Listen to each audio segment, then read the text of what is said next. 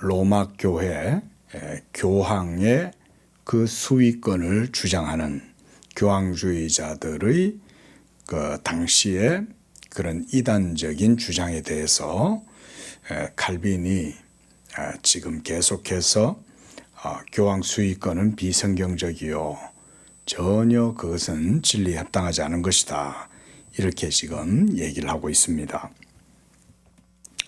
먼저 오늘 고린도전서 3장 10절과 11절 말씀을 보면 교회의 기초와 그 토대, 그리고 그것이 어떻게 세워져 가는지에 대해서 잠깐만 보려고 그럽니다.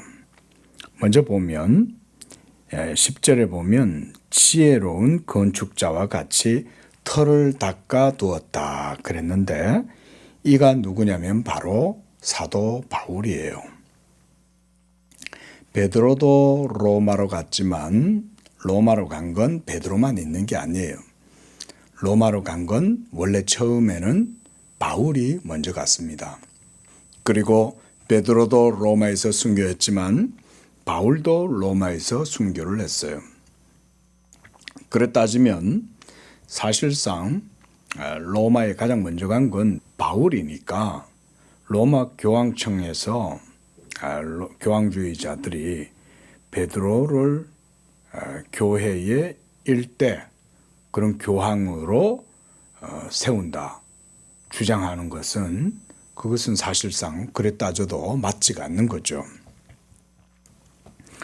10절에서도 보면 사도 바울도 그 말을 합니다.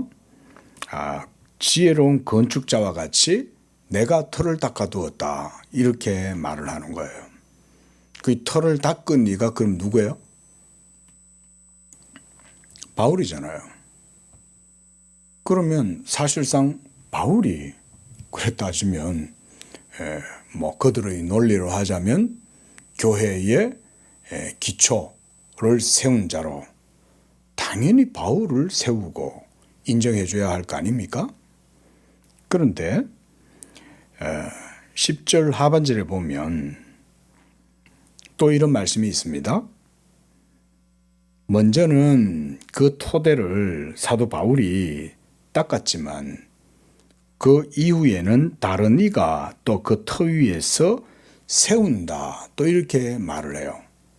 그러니까 교회의 토대를 놓고 그 위에다가 뭔가 주춧돌을 또 세우고 또 기둥을 세우고 이렇게 하는 것은 또 다른 사람들에게 또 맡겨져 있다, 이런 말이죠.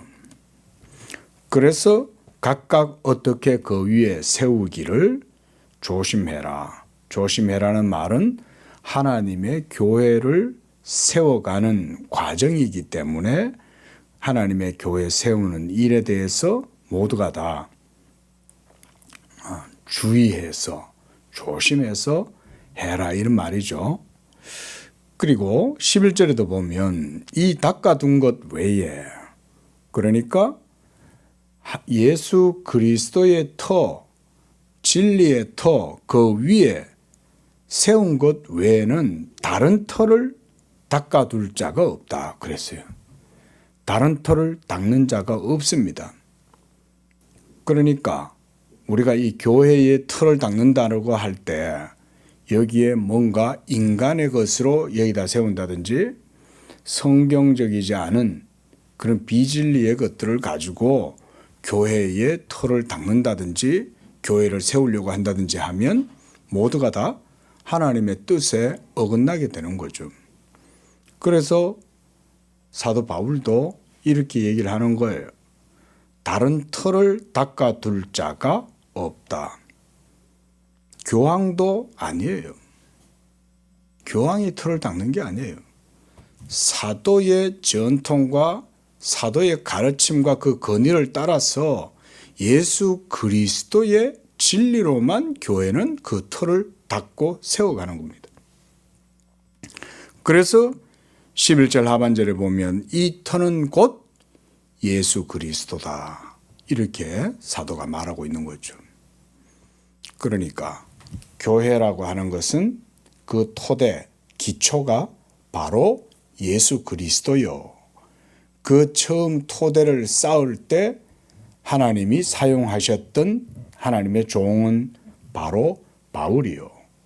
바울이 이 터를 닦고 그리고 그 이후에 다른 모든 하나님의 사역자들은 그 터 위에서 또 자기들 시대에 주어진 사명을 따라 벽돌을 쌓고 기둥을 쌓고 석가래를 세우고 그 다음 지붕을 놓고 이런 식으로 교회를 지어간다 이 말인 거예요.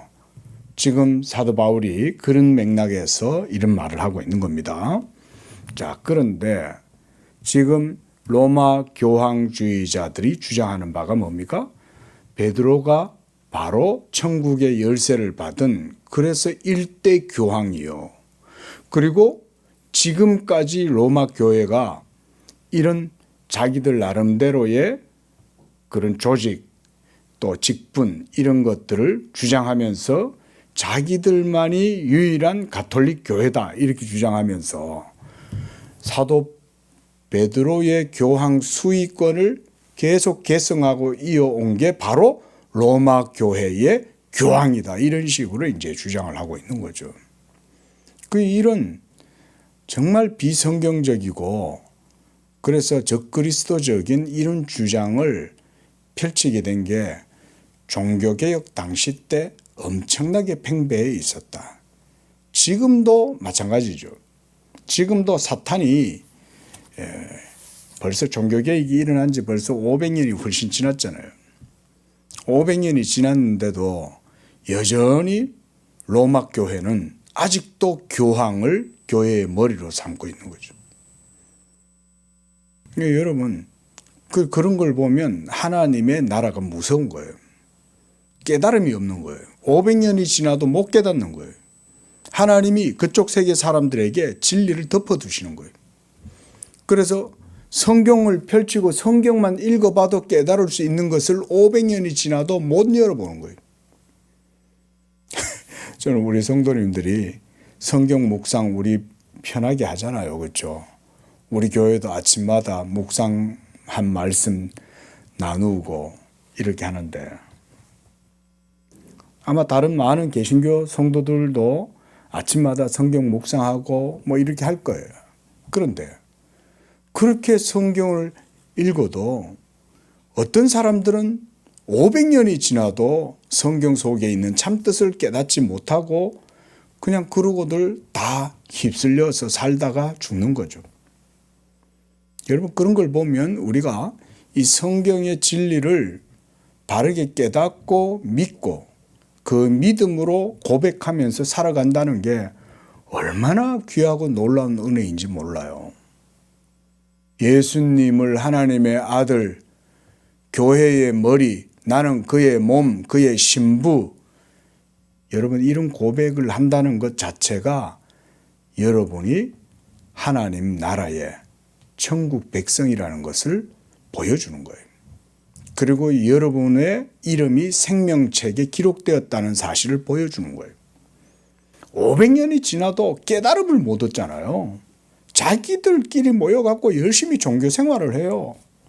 사제복 입고 아주 종교인으로 우아하게 보면은 얼마나 교양미 있고 그래가지고는 예수 안 믿는 사람들뿐만 아니라 로마 교회 신자들은 저 사제들이나 수녀들이나 주교들이나 이런 뭐 아주 그냥 신의 대리자라고 생각을 하면서 껍ug 죽죠.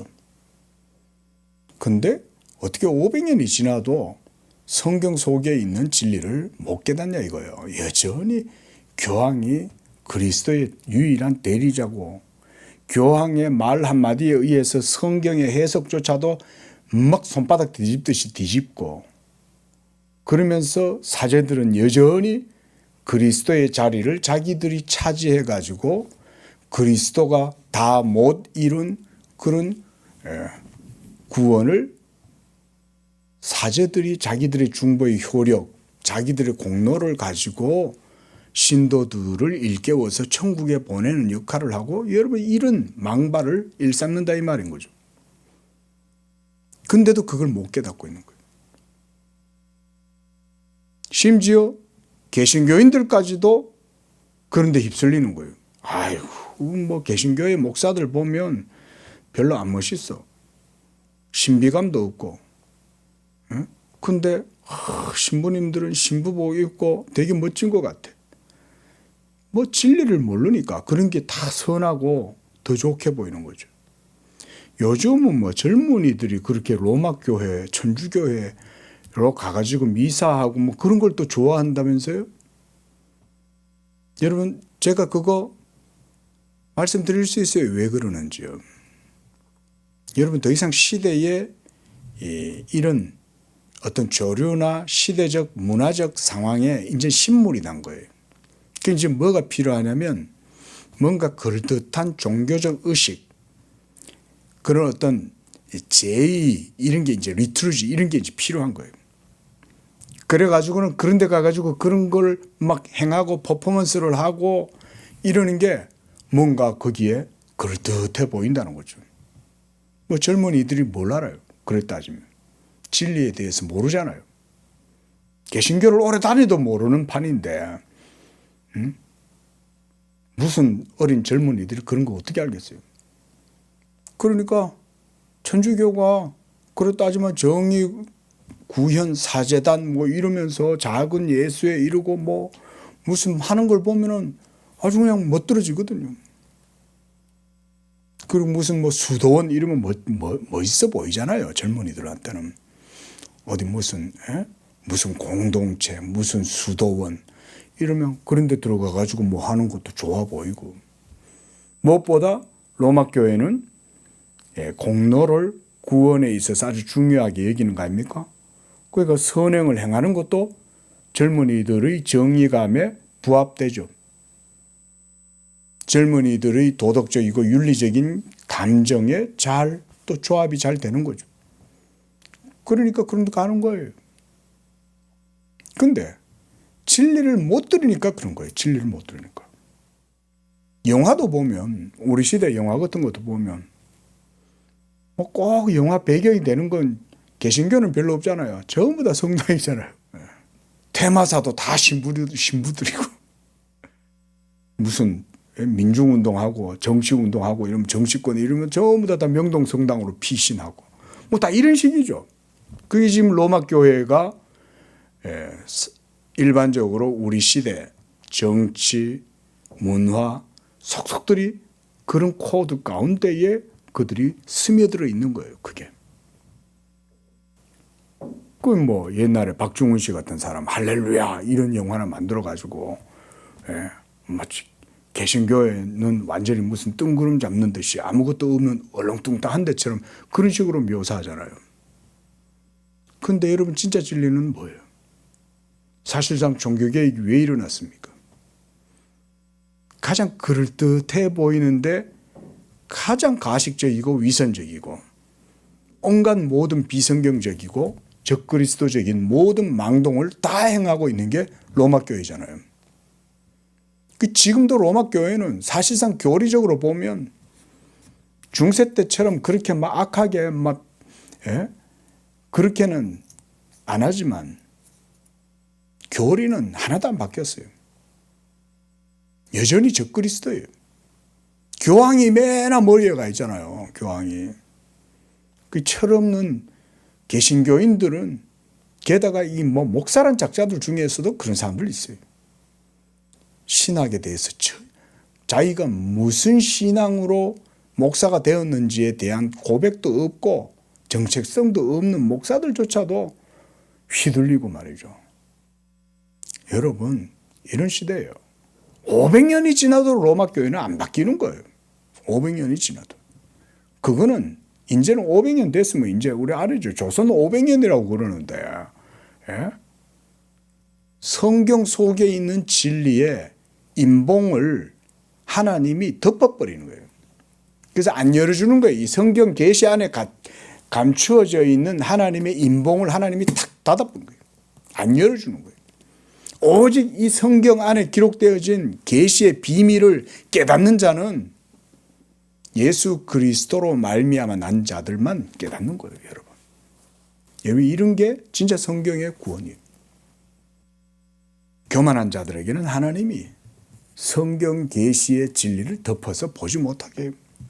제가 예전에 인천에서 살 때 전도를 하는데 제가 아직도 기억나요. 자기는 여호와의 증인인데 성경을 200독 넘게 저한테 했다고 막 자랑하더라고요. 길에서. 저는 그때 당시에 성경 해봤다 한 4독 했나 이렇게 안 되는데, 예? 전도사인데도 200독 했다는 거예요. 여러분이 200독 해도 성경 속에 있는 진리를 하나님이 깨닫도록 해주지 아니하시면 못 봐요. 진리는 그런 거예요. 인간이 아무리 똑똑하고 무슨 피타고라스 아니라 할아버지가 종교의 천재가 와도 하나님 안에 있는 은밀한 그 비밀, 이거는요 누구도 깨달을 수 없어요.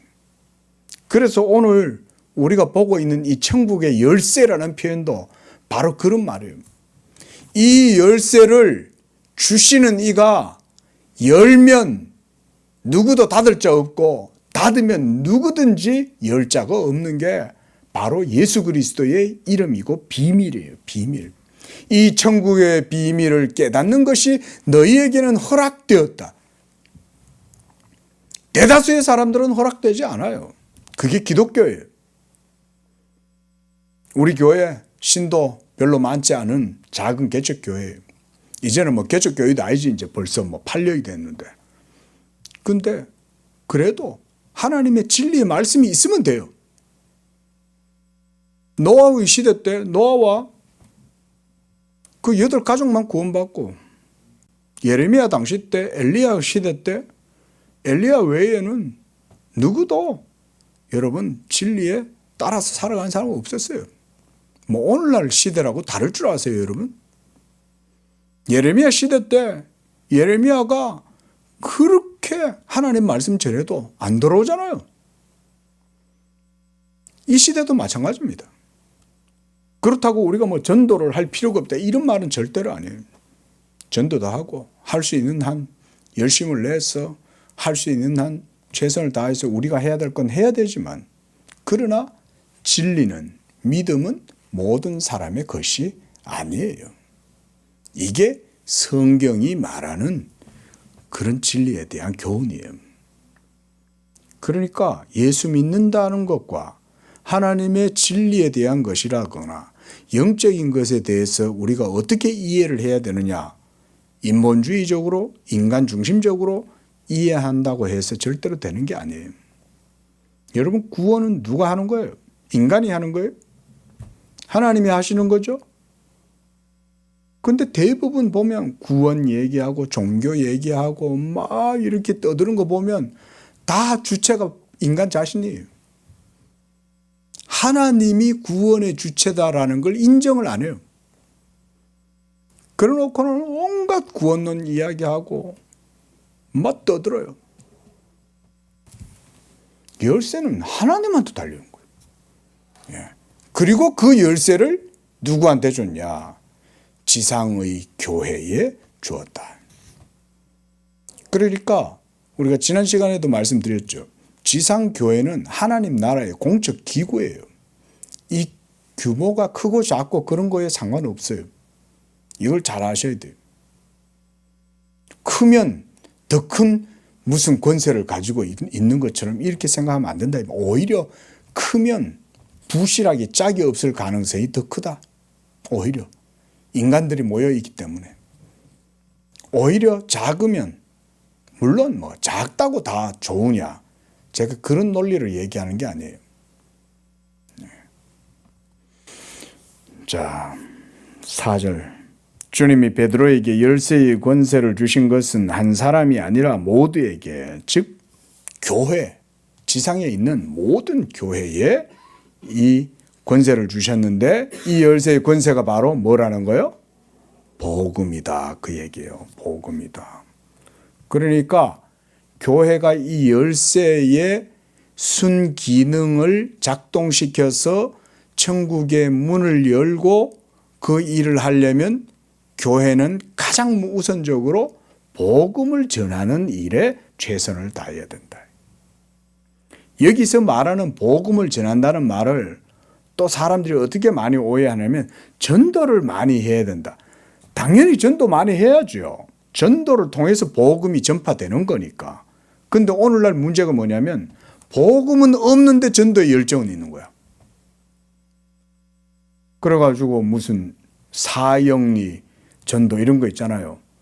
이렇게 가가지고는 막 이렇게 공원 같은 데 가서 그냥 별로 말도 없는 할아버지 할머니 붙들고는 앉아가지고 이제 막 말씀을 잘 들어주시니까 그러면서 아 그렇군요 이러고 앉아 계시면 막 그것도 가가지고 이제부터 저는 영접합니다 하나님의 자녀가 되었습니다 뭐 이런 식으로 하는 거죠. 물론 그걸 통해서도 하나님이 역사하실 수 있겠지만 여러분 복음 전도의 그 중심 무게가 너무 약하다 이거.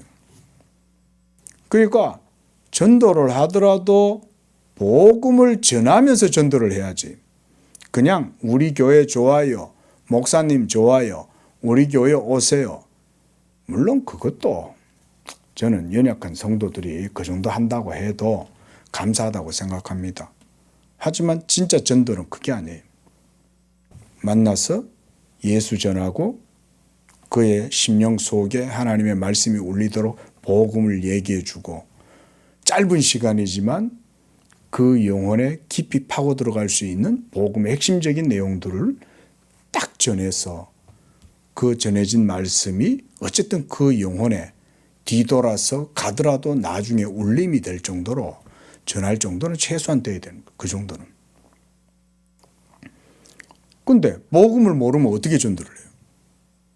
그리고 본인 자신 스스로가 정말 복음에 대해서 그렇게 믿고 고백하는 게 없는데 어떻게 전도를 해요? 본인이 정말 복음을 듣고 믿어서 구원받았는지 안 받았는지에 대한 확신도 없는데 어떻게 전도를 하냐 이거예요.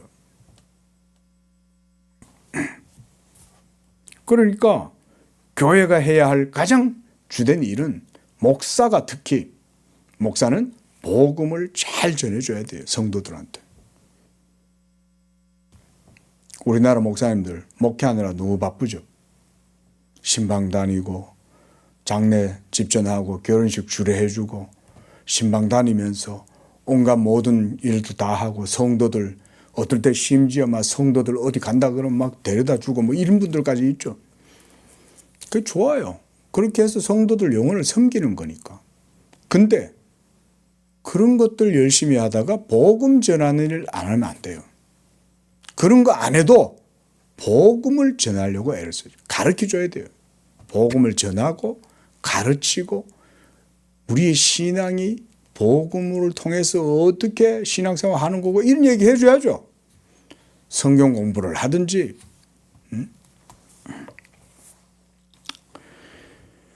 메고 푸는 것에 관계된 본문들을 로마 교회에 속한 자들이 얼마나 모렴치하게 곡해하고 있는지에 대해 간단하게 지적했고 조금 후에 더 상세하게 설명할 거다.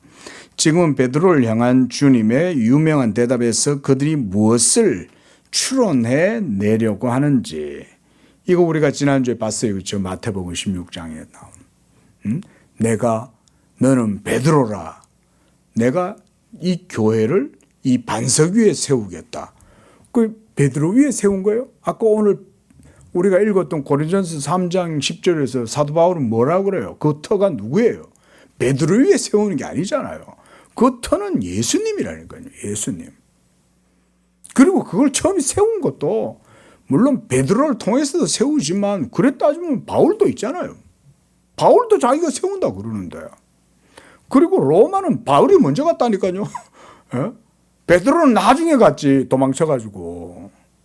하지만 바울은 적극적으로 로마로 갔잖아요. 그러면 사실상 그들의 논리로 따지자면 바울이 일대 교황의 우선순위에 바울이 먼저지. 근데 복음을 체계적으로 전하는 전체 성경에서 많은 복음의 교리를 남겨놓은 사도 바울은 아주 그냥 외면하고 베드로 이 예수님이 내가 이 반석 위에 내 교회를 세운다 이 말씀 하나 붙들고는 이런 식으로 얼토당토 않게 이제 주장을 하고 그러는 거죠. 주님은 베드로에게 천국 열쇠를 약속하시면서 네가 땅에서 무엇이든지 매면 하늘에서도 매일 것이요라고 말씀하셨다. 만일 우리 가운데 열쇠라는 말의 뜻과 매는 방식에 대해서 의견이 일치한다면 모든 논쟁은 단번에 끝이 날 것이다. 그러나 교황은 이와 관련하여 사도들에게 명령된 직무를 의도적으로 도외시한다. 그것이 수고와 어려움이 가득해서 자기의 즐거움을 앗아가기만 할 뿐 자기에게 아무 이익도 주지 못한다고 간주하기 때문이다. 복음의 가르침에 의해서 우리에게 하늘이 열림으로 열쇠라는 말은 적절한 은유가 된다. 여러분, 이게 복음의 능력이에요. 그러니까 이 복음이라는 것은 우리 인간의 이성이나 상식을 뛰어넘는 그런 세계의 언어다. 이렇게 생각하셔도 돼요. 그렇다고 제가 무슨 밀교에서 말하는 무슨 주술적 의미로 얘기하는 게 아니에요. 예수 그리스도의 십자가의 복음, 그것은 하나님의 지혜요, 하나님의 능력이에요. 근데 사람이 볼 때는 그건 미련하고 어리석은 것처럼 보이죠. 왜냐하면 예수께서 약하심으로 십자가에 못 박혀 죽으셨으니까 그게 무슨 대단한 능력이 있겠냐 이런 생각을 한다고요, 사람들은. 그런데 하나님의 놀라운 탁월한 지혜와 능력이 바로 그 십자가에서 드러나는 거예요. 십자가의 방식으로.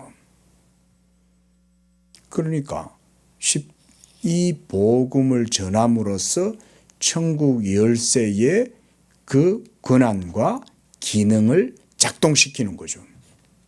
그렇게 함으로 이 복음을 듣는 사람들로 하여금 천국으로 들어갈 수 있도록 문을 열어주는 거예요. 그럼 이걸 베드로가 하는 거예요? 아니죠. 바로 복음 그 자체가 효력을 일으키는 거죠. 그리고 그 열쇠는 누구한테 줬다는 거예요? 베드로한테 줬다는 거예요? 그 얘기가 아니에요. 베드로는 그래 따지면 베드로에게도 주셨지만 베드로에게만 주신 게 아니라 모든 사도들에게 공히 주신 거예요. 지금 칼빈이 여기서 그렇게 해석하고 있는 거예요. 너는 베드로라, 내가 이 천국 열쇠를 너에게 주겠다라고 했을 때는 그 자리에 베드로만 있었는 게 아니잖아요. 12사도들 다 같이 있었잖아요. 그러면 그 사도들에게도 예수님이 딱 공히 주시는 거다, 이런 말인 거예요, 그게. 그래서 좀 읽어봅시다. 그 밑에 문단. 그러나 이러한 일을 계승하는 것, 그러니까 천국 열쇠를 물려받는 그 권세를 계승한다 이 말이에요.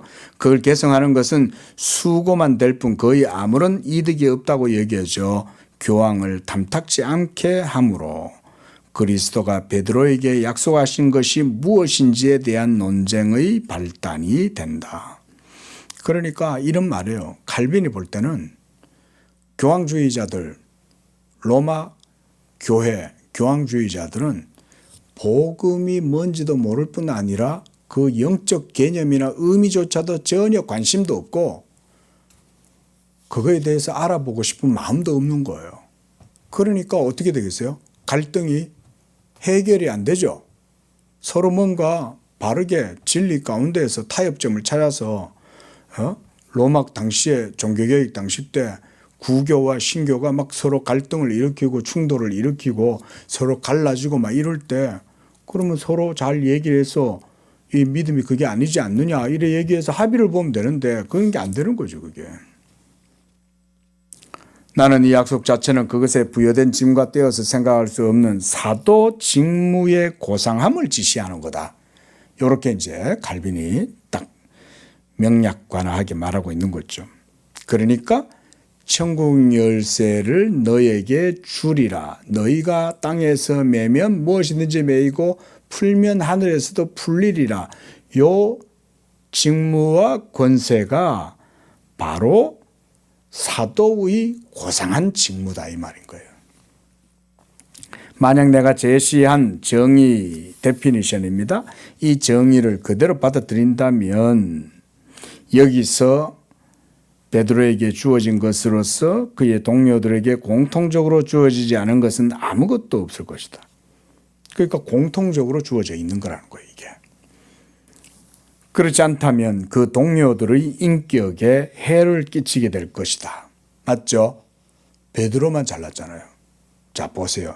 대표적으로 이런 사건이 있었죠. 자, 야고보와 요한의 어머니가 와가지고 예수님한테 주여 당신의 나라에서 우리 두 아들을 하나는 좌편에 하나는 우편에 세워주소서 이랬더니 예수님이 뭐라 그랬어요? 아니 그 자리는 베드로가 설 거야 이렇게 얘기했어요? 그게 아니죠. 그 자리에 세우는 거는 하나님이 하시는 거다 이러잖아요. 그러니까 야고보와 요한도 그 자리에 서는 것도 아니고 베드로도 서는 게 아니죠. 하나님이 하나님의 교회에 합당한 뜻 가운데에서 공의하시는 거예요. 공의. 사도들은 그 대표성과 상징성을 가지는 거예요. 그래 따지면. 그래서 만약에 베드로한테만 세우면 어떻게 되겠어요? 다른 사도들은 모두가 다 그들의 사도적 권위가 모두 다 무너질 거 아니에요. 그렇죠? 도마 사도의 권세도 깨어지게 될 것이고 상처를 입을 것이고 야고보 사도의 권세도 깨어질 것이고 요한 사도의 권한도 베드로 아래로 종속되어 버릴 것이고 그렇게 되면 나머지 11명의 사도들의 모든 권세, 권위 이런 것들은 어떻게 되어 있어요? 모두가 다 사도 베드로 밑으로 전부 다 종속되면 이게 이 사도들의 권위 자체가 전부 다 흐트러지고 깨질 거 아닙니까? 이런 가르침이 지닌 의미 그 자체가 훼손될 것이다. 이에 대해서 반박하는 자가 있다면 수치를 면치 못할 것이다. 이에 대해 그들은 크게 항변한다. 그러나 이러한 반석을 향하여 돌진하는 것이 그들에게 무슨 유익이 있을 것인가? 아무리 몸부림친다 한들 사도들 모두에게 동일한 복음에 대한 선포가 직무로 위임되었기 때문에 메고 푸는 권세를 또한 공통적으로 부여받아서 갖추게 되었다는 사실 외에 무엇을 더 증명할 것이 있겠는가? 그러니까 나중에 또 하나의 사건이 가룟 유다가 이 사도직을 스스로 내팽개치고 자살해서 죽죠. 그리스도를 배신하고. 그래서 마띠아가 대신 뽑히잖아요. 여러분 보십시오. 왜 마띠아를 12사도 중에 하나가 궐이 났는데 마띠아로 거기에 보충을 해야 할까요? 뭐 때문에 그럴까요? 사도직의 상징성 때문에 그런 거예요. 실제로 마띠아는 그래 따지면 12사도가 원래는 아니었잖아요. 근데 나중에 제비 뽑기를 해갖고 마띠아가 사도의 숫자로 들어가요. 이건 뭘 의미하는 거예요? 12사도라고 하는 사도적 구성과 체계 그리고 사도의 권위 이게 상징적으로 갖는 의미가 중요하다는 거죠. 그러지 않으면 굳이 마띠아를 뽑을 필요 없잖아요. 11사람만 있으면 그냥 한 사람 죽어버렸어. 그냥 뭐 가룟 유다는 뭐 그냥 배신하고 죽어버렸으니까 끝이지 뭐. 이러고 그냥 그 상태로 일단락이 돼버렸으면 별 의미를 거기서 찾을 수가 없어요. 근데 성령의 역사하심 속에서 마띠아를 뽑아서 세우죠. 그러면 모든 사도의 권위는 동등하다는 거죠. 누가 더 머리가 되고 일대 교황이 되고 이런 건 없어요. 근데 이들이 막 이런 식으로 베드로 수익권을 주장하는 이유가 뭐냐면 역으로 교황을 갖다가 자기들의 교황이 교회의 머리가 된다라는 이런 얼토당토 않는 주장을 정당화시키기 위해서 성경을 이상하게 해석해가 거기다가 갖다가 그때 뭐 어거지로 요즘 뭐 어거지란 말 쓰잖아요. 어거지로 갖다가 거기다 갖다 붙이는 거죠. 성경을 이런 식으로 해석해서 적용을 한다 이 말인 거예요. 두 번째 문단. 그들은 베드로가 그리스도에 의해서 전체 교회의 수장으로 지명될 때 열쇠가 주어졌다고 말한다. 그러나 주님은 그때 한 사람에게 약속하신 것을 다른 곳에서는 동시에 그 나머지 모두에게 수여하시고 그들의 손에 넘겨주셨다. 그 베드로 한 사람에게 주신 게 아니죠. 한 사람에게 약속된 것과 동일한 권리가 모든 사람에게 허락된다면 베드로가 다른 동료들보다 더 뛰어난 점이 어디 있겠는가? 맞죠? 실제로 베드로는요, 예루살렘 총회, 예루살렘 공의회에서도 의장 자격도 아니었어요. 베드로는. 진짜 베드로가 그만큼의 권한이 있고 그랬으면 그때 당시에 벌써 사도들에 의해서 추대가 돼야 마땅하죠. 근데 정작 예루살렘 공의회 의장은 누구였어요? 수장은 야고보였죠. 예수님 동생 야고보. 그리고 이후에 베드로도 그 예루살렘 공의회 이후에는 점차 이제 박해와 환란을 피해가지고 떠나서 전도 여행을 다니면서 로마로까지 가잖아요. 그 밑에 문단. 그들은 베드로는 공통적으로 받았을 뿐만 아니라 별도로도 받았다고 이렇게 또 어거지를 쓰는 거예요. 베드로는 별도로 또 받았어. 이런 식으로. 그래서 베드로가 우월하다. 이 주장을 하는 거예요. 그런데 거기서 한 6째 줄 내려오십시오. 기프리아누스는 다음과 같이 말한다. 주님은 한 사람의 임무를 통하여 모든 사람에게 열쇠를 주시고 그것을 모든 사람의 하나됨, 이게 연합이잖아요. 그 하나됨을 드러내는 표지로 삼으셨다. 베드로와 다름이 없이 나머지 사람에게도 영예와 권세가 모두 할당되었다. 이래 봐야죠. 마띠아의 대표적인 예가 그런 거고. 그들은 서로 동등한 동료들이기 때문이다. 이런 일이 열쇠를 부여받은 사람들의 하나됨, 연합체죠, 전체가. 그렇게 시작되므로 그리스도의 교회가 하나라는 사실이 밝히 드러났다. 이게 키프리아누스가 이런 얘기를 벌써 했던 거죠. 아우구스티누스도 다음과 같이 말한다. 교회의 비밀이 베드로에게 없었다면 내가 천국 열쇠를 네게 주리라 라는 베드로를 향한 주님의 말씀이 없었을 것이다. 이 말씀이 베드로 단 한 사람을 위하여 주어졌다면 교회에는 그 열쇠가 존재하지 않았을 것이나 베드로는 그 열쇠를 전체 교회에 대한 표로서 받았기 때문에 그 교회는 그 열쇠를 가지고 있다. 그 베드로만 받은 게 아닌 거죠. 그러니까 12사도가 주님께로부터 위임받은 사도적 권위에 이 열쇠, 복음의 열쇠가 주어진 거죠. 그러니까 사도들이 해야 할 일은 복음을 전함으로 이 천국 권세를 실행을 하는 역할을 사도들이 하는 거죠. 그리고 지금은 사도들이 없죠. 그럼 오늘날에는 이 천국 열쇠의 기능을 누가 작동시키고 누가 이 역할을 해요? 교회가 그 역할을 하는 거예요. 교회가. 목사가 하는 게 아니에요. 물론 목사도 거기에서 중요한 역할을 하지만 제도적 교회가 이제 딱 서 있잖아요. 이 제도적 교회 전체가 이 복음의 권세를 쓰는 거예요. 그 장로들은 목사의 손을 붙들어주고 목사는 복음을 전함으로 이 열쇠를 붙들고 그럼 장로들이 옆에서 목사의 손을 같이 붙들어주는 거죠. 그리고 성도들도 같이 기도하면서 그 복음의 열쇠를 같이 붙들고 있는 거예요. 말하자면 그런 식으로 우리가 생각을 해볼 수 있는 거죠. 목사 한 사람이 이 키를 돌리는 게 아니에요. 만약 목사가 복음을 전하지 않는다. 그럼 장로들이 목사님한테 얘기해야죠. 목사님 왜 요새 복음의 교리를 충실하게 안 전합니까? 목사님 성경을 바퀴 해석해서 성도들에게 복음 전하는 것을 더 아주 깊이 있고 체계적으로 바르게 해 주셔야죠. 이렇게 얘기해서 복음을 전하도록 옆에서 도와줘야죠. 장로님들은.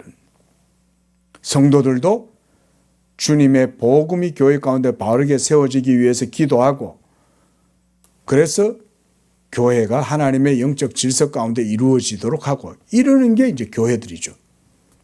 그러니까 결국은 초대교회 때는 사도들에게 이러한 권한이 열쇠로 위임되었다면 사도들 이후 시대부터 지금 2000년 동안 모든 신약의 교회는 사도의 터 위에 서 있잖아요.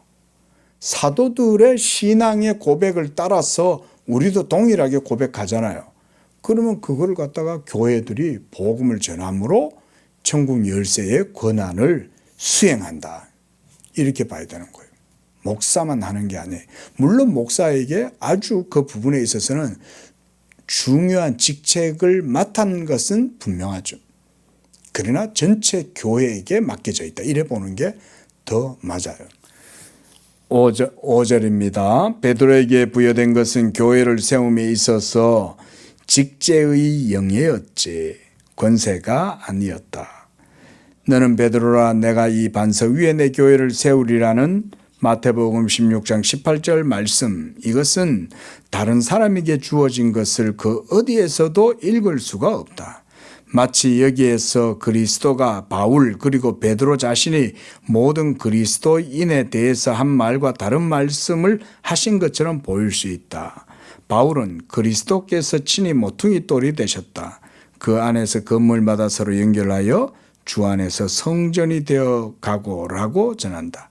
베드로는 우리가 택하심을 입은 보배로운 돌이신 그리스도를 기초로 삼는 산돌이 됨으로써 그 유대와 결합 가운데서 우리의 하나님과 하나가 될 뿐 아니라 우리 서로 간에도 굳게 결속되어야 한다고 명령한다. 로마 교회에 속한 자들은 베드로가 특별히 자기의 그 이름을 주님께 받았으므로 다른 사람들보다 뛰어나다고 말한다. 나 역시 베드로가 이런 영예를 받았다는 것에 대해서 이견이 없다. 그러나 그는 교회를 세움에 있어 으뜸가는 역할을 한 사람들 가운데 하나이지만, 그러나 두 번째 줄, 그가 다른 사람들에게 수익권을 가지고 있다고. 그러니까 수익권이란 말은 머리의 자리에 선다 이 말인 거죠. 그러니까 그런 수익권을 가지고 있다고 추론하는 것은 허용될 수 없다 이 말인 거예요. 도대체 무슨 논법에서 그런 추론이 비롯되었는가? 그가 다른 사람들에게 권세를 행사하게 된 것이 그에게 불타는 열의와 가르침과 마음의 고상함이 누구보다 월등하게 있었기 때문인가? 이런 식으로 생각한다면 서열상 안드레에게 그 권세를 부여하는 게 더 그럴듯할 것이다. 왜냐하면 안드레는 베드로보다 먼저 그리스도를 만났고 베드로를 그리스도께로 인도했기 때문이다. 이에 대해서 넘어가도록 하자. 자, 이거는 그래 따지면 제 같은 예도 그렇잖아요. 그렇죠? 그래 따지면 바울이 로마에 먼저 갔잖아요. 로마 교회를 튼튼하게 세운 것도 바울이죠. 그리고 나중에 또 그런 얘기도 하겠지만 왜 로마 교회라 그래요? 그죠? 전 세계에 온통 온 세계에 교회가 많잖아요. 서울에도 교회가 있고 저 아메리카에도 교회가 있고 아프리카에도 교회가 있는데 왜 로마 교회라 하냐 이거예요. 그게 로마 교회, 자기 로마 교회라고 칭하는 것 자체가 거기만 뭔가 특별한 게 있다라고 말하는 것 자체가 벌써 보편교회라고 하는 개념을 깨트린 거 아닙니까? 전 세계에 있는 모든 교회가 가톨릭 교회지. 그래 따지면 왜 로마에 있는 교회만, 그래서 왜 로마 시국이 있고 로마 교황청이 거기 있냐 이거예요. 이런 것 자체가 벌써 비성경적이죠.